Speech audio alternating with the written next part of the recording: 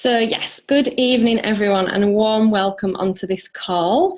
My name, for those that I'm yet to meet, is Pippa Richardson and I'm a Regional Vice President and Independent Consultant with Arbonne International. So I'd like to say a massive well done to everybody who's on the call live tonight, because you are using the slight edge to your advantage and you're on the success curve. So for anyone who's absolutely brand new, this is simply the concept that every single decision that you make either takes you a notch closer or a notch further away from your goals.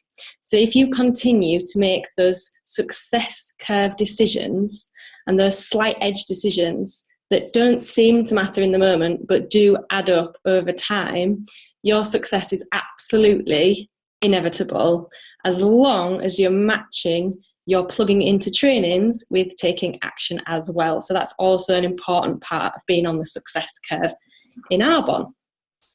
So I do really hope that everybody on the call tonight has acted like a true professional network marketer, and they're sat in a quiet room, focused, with pen and paper, ready to take notes, because I am going to give you some exercises to do and you do need a pad and a paper. So if I see a few people scurrying off now, I know you need to go and get pen and paper. So yeah, if you're on an iPad, you do need physical pen and paper. As opposed to having this training on in the background while you're ironing or cooking and just not really being fully present, because you just don't get the full impact of a training unless you sat and you're really focused on learning, basically. Okay, so the title of my training tonight is "What is your current BS level?" Okay, and BS in this sentence does stand for two things. So it actually works on two levels, which is really good. So it actually stands for belief system. Okay, but it also works on the level of bull, SHIT, because a lot of our self-limiting beliefs are just that, bull. So I'm going to go on to explain that as well. So the first thing for me to go over is what are self-limiting beliefs, also known as paradigms. Okay, so known in psychology as paradigms.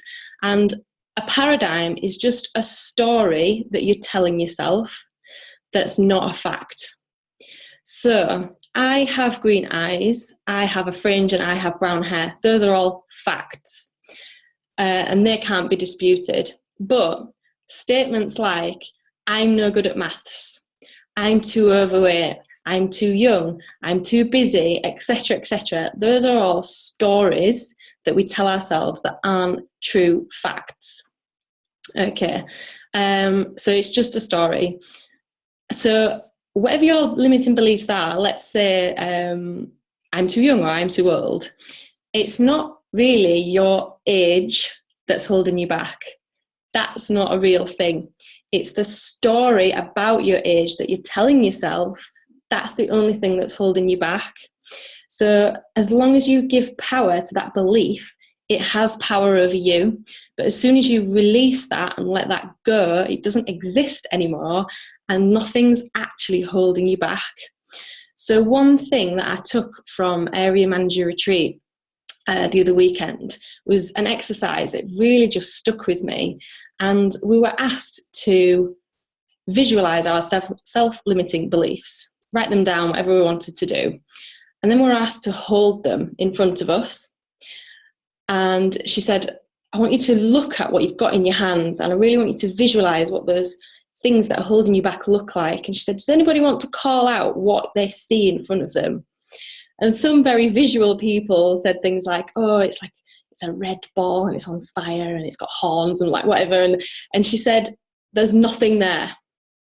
You can't hold, like I said before about, oh, your age isn't the thing that's holding you back, or these limiting beliefs, there's nothing you can physically get hold of and go, yeah, this is it. This is the thing that's holding me back. They don't exist in the real world, only ever in our minds. So that's the really key thing that you want to pick up on tonight's training. So if we were to pick some key areas of your life that you want to improve, so let's say your health, your finances and your Arbonne career, for example. If I were to ask you, why aren't you where you want to be yet? Let's say your goal is to be an area manager, and I said, well, okay, so why aren't you there yet? Let's say your goal is to be healthier, shed a few pounds. I might say, okay, why aren't you there yet? Or why haven't you started doing those things yet? When I ask you that question, you're going to make a set of statements. And when you make a statement, that is a reflection of your current belief system, or BS level, okay? We either make statements or ask questions, period, fact, when we're communicating, ever. We only ever make statements or ask questions. So all statements are a reflection of our current belief system. Okay, so for a concrete example, if I asked you, why haven't you gone to the gym yet this week based on the goals you set for yourself last week? You will make a list of statements such as, I'm too busy in my current job. When you make those statements, it's always a reflection of your current belief system. And we can start to identify what your limiting beliefs are versus what your empowering beliefs are when you make those statements. So if I ask someone who is going to the gym regularly, how do you do that? Let's say around working the same amount of hours in their job. How do you currently do that? They would probably say, because they're taking the action, a set of empowering beliefs. So they would probably say something like, because I love getting up earlier, it starts my day right, I'm in a better mood for the rest of the day because of it, it gives me more energy for the rest of the day because of it. So those are all empowering beliefs. And someone with limiting beliefs might say, I'm just not a morning person, I find the gym really boring. So this is also the difference between someone who is solution focused versus someone who is problem focused as well. Okay, so I'm not saying that some of these statements might not be quite valid. I'm not saying that some of these statements might not actually be true. Yes, you do work a lot of hours. But what I'm saying is, it's your view on the situation that's holding you back, your beliefs on the situation that are holding you back, not necessarily the situation. So another word or phrase for belief could also be point of view. So it's your point of view that's holding you back, and it takes awareness to identify that.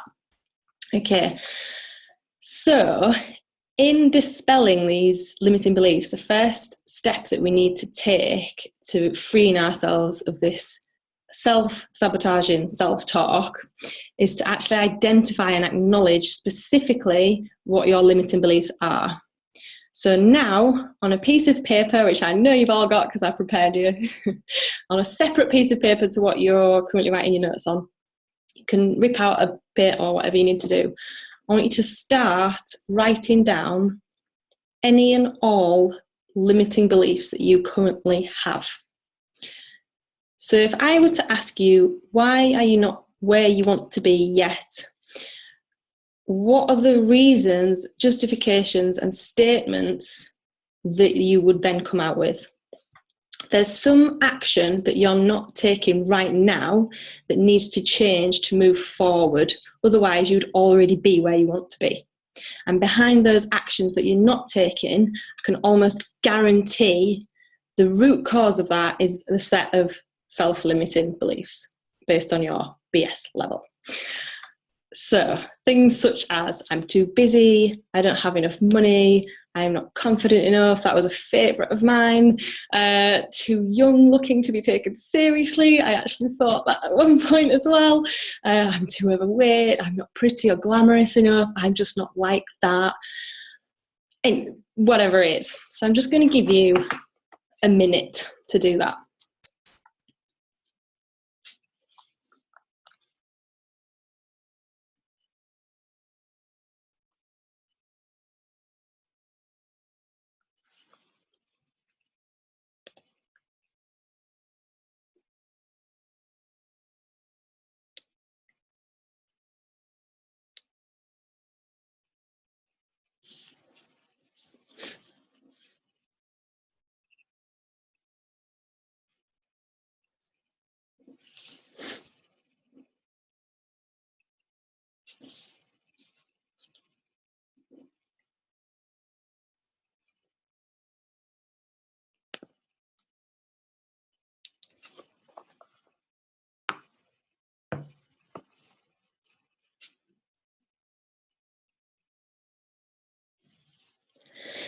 Okay, so I hope I've given you a little bit of time to do that. If you need more time, obviously use the time at the end of the call. Okay, so now I want you to really consider, and again, especially really take time after the call to do this. I want you to really consider, what are the consequences of those limiting beliefs? What are the consequences of what those limiting beliefs have been and will continue to be if you allow it? Where do you see that path taking you? And I want you to really identify with the negatives of that and the emotional turmoil of that, and really think, yeah, that's not where I want to end up. I don't want to continue to believe in this BS that I'm telling myself. So how specifically, identify with this, how specifically have those beliefs held you back? What opportunities have you not taken where in the same situation, if you had a different set of beliefs, you would have taken action? And how is that going to prevent you in future from reaching your fullest potential? Okay, so when you've taken a bit of time to do that, now and or after the call, now what we need to do is literally physically destroy those beliefs. So again, after the call, I want you to take that separate piece of paper and really fill it out, and then rip it up, shred it, burn it, get some matches and literally burn it, have a little ceremony about it, okay? And I want you to really kind of feel like you're releasing all that BS. And some people, depends on how much you write down and how much, and you can do it for all areas of your life if you want. Some people really break down and cry doing this because it's so liberating when you decide not to be held back by your BS anymore. Okay, so then when you've physically destroyed those beliefs, I want you to imagine that your mind is like a sponge. So when we've squeezed out all that dirty, horrible, murky water, when you let go of the sponge, it's naturally going to want to soak up something else. So we're going to put that sponge in some really clean, success-filled water, and it's going to soak it all up. Okay, so what I'm saying, obviously, is that we now need to replace those beliefs with more empowering ones. So I want you to think about, again, any and all areas of your life, but again, specifically works for Arbonne, who's in a position that you want to be in? Who is already your ideal weight and healthy and is a great role model? Who is already a VP? Who is already got savings and financially in a position, knows how to budget, whatever it is, someone that has a skill you want or something like that. Okay, and now I want you to identify them and model them. And actually, Facebook is amazing for this, and Instagram, because you can just follow like nutritionalists and things like that, and people who are in a position that you want to be in. So technology really makes this a lot easier as well. There's so many YouTube videos for whatever you want to improve on. So you can just YouTube search anything really, as well as find physical actual role models. Sorry, just find where I am in my notes. Yeah, so then I want you to model those people, whether they're virtual or physically in front of you. How do they think? What do they say? What actions do they take? What choices do they make? And I want you to write down a new set of empowering beliefs after the call, because I don't have time to give you time to do that. I want you to write down a new set of empowering beliefs. And another word for this, which you've probably all heard unless you just started Arbonne literally yesterday, is affirmations. So I'm sure you're all going, yeah, affirmations, oh. but so important. So affirmations. For every negative belief that you had, I want you to write down a new opposing positive belief. And really briefly on affirmations, you want to follow the 3 P's of affirmations. So the first P is that it wants to be positive. So if you are working on your finances, you don't want to write your affirmation as, I am debt-free, because although you want to be debt-free, you've written debt in your statement. So you don't want to write what you don't want in the sentence. So you need to write instead, I have more than enough money for everything I want and need. So you haven't written the word debt in there whatsoever. Okay, make sure, so the first P, make sure it's in the positive, what you do want, not what you don't want. Second P is present tense. So as though you've achieved it already, basically. You don't want it to be, oh, I will one day. Like, I am now my ideal perfect weight and I feel light and healthy. Not like one day I will. And then the third P is it wants to be personal. And the really simple way of making sure it's personal is to start the sentence with I am. So you can't write, my daughter tidied her room tonight. Like, you can't write affirmations for other people, basically. All you can control and all you're responsible for is your own feelings and yourself. Okay, now this whole call and the last 20 minutes of your time is an absolute waste of time unless you do this next thing. You have to take some supportive actions. Some actions that support those new, specifically chosen, empowering beliefs.